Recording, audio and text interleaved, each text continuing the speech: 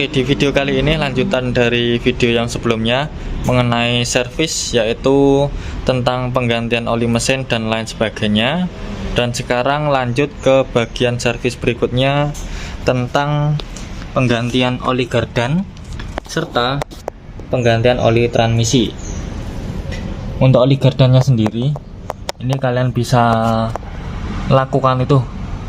Nanti akan saya beri tanda untuk baut tap olinya serta pengisiannya, serta untuk bagian transmisi di atas sana. Dan berhubung ini saya lakukan sendiri di rumah, pastinya untuk lebih leluasa saya akan dongkrak untuk bagian belakang mobil serta nanti untuk bagian transmisinya nanti. Untuk bagian baut tap olinya itu ada yang di bagian bawah sendiri, serta untuk nanti untuk pengisiannya oli gardan itu yang ada di atasnya.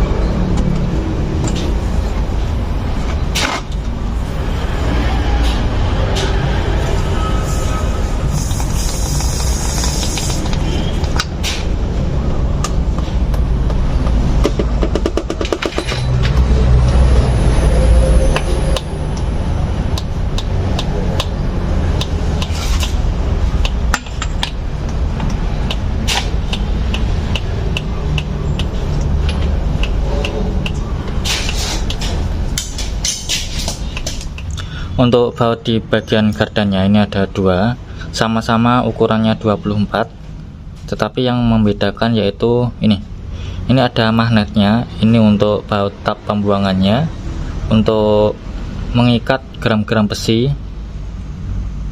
Terus ini untuk baut pengisiannya ataupun yang di bagian atas. Jangan lupa pastikan selalu menggunakan ring, serta ini saya tambahkan isolasi pipa.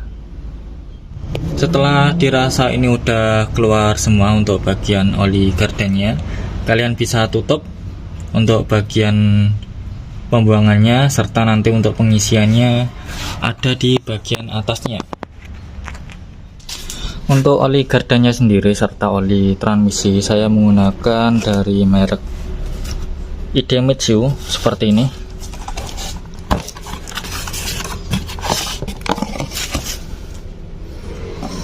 Ini yang GL5 dengan viskositas 80W90.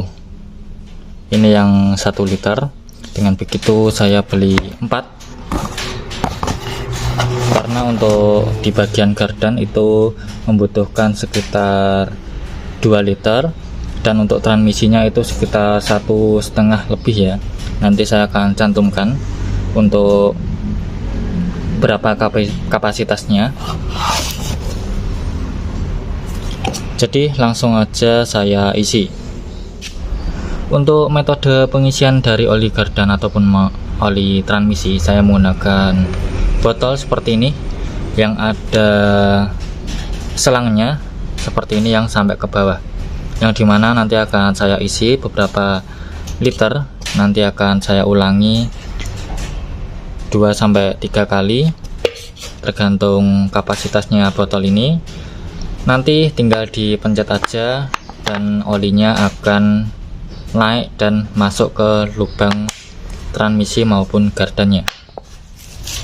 Ini bisa dibedakan, ini adalah oli transmisi ataupun gardan yang baru, kuning bersih seperti ini. Sedangkan untuk yang baru saja saya tap, ini udah keruh ataupun sedikit menghitam. Jadinya perlunya mengganti oli gardan dan transmisi, bukan hanya sekedar ditambah.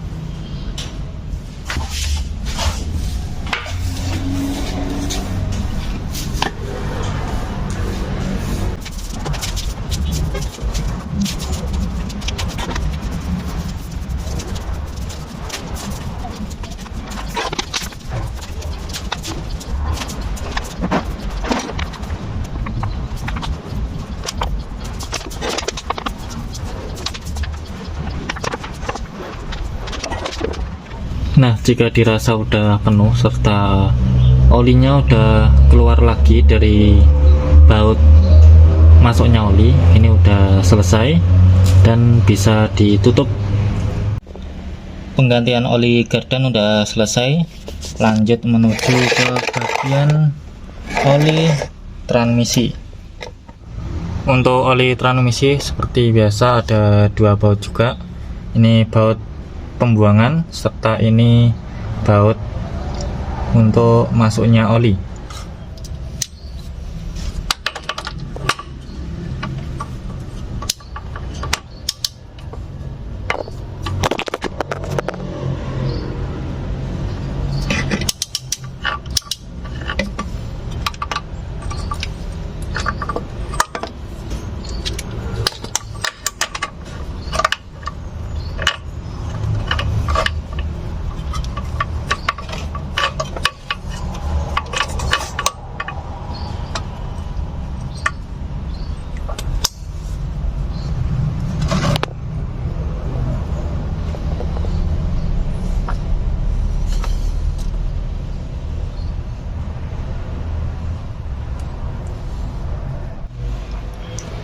Untuk baut di bagian transmisi ini seperti ini, hampir sama ukurannya 24, bentukannya juga sama, dan jangan lupa pastinya dikasih ring.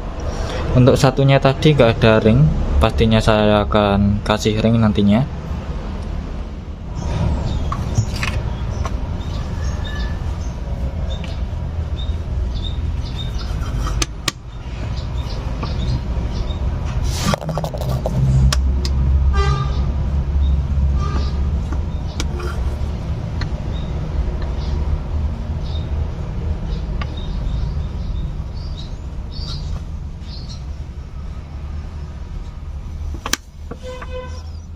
Jika dirasa udah keluar dari lubang masuknya, itu kalian bisa tutup aja langsung karena ini juga udah sekitar 1 liter lebih. Penggantian oli transmisi serta penggantian oli gardan itu udah selesai semua, tinggal dirapikan semua. Dan untuk penggantian berikutnya saya set di 3 kali penggantian oli mesin atau di 20.000 km. Karena untuk oli mesin sendiri saya set itu di 7.000 km. Jadi mungkin segini aja dulu untuk video kali ini. Seperti biasa, untuk bahan ataupun alat-alat yang saya gunakan di video ini saya cantumkan di deskripsi video ataupun di pojok kiri bawah sini, kalian bisa cek aja. Dan begitu untuk kali ini mengenai penggantian oli gardan dan oli transmisi pada mobil. Kalian bisa lakukan juga di rumah kalian masing-masing dengan metode ataupun cara kalian masing-masing juga. Seperti biasa, jangan lupa untuk nge-like, nge-komen, nge-share ke teman-teman, dan nge-subscribe. Terima kasih.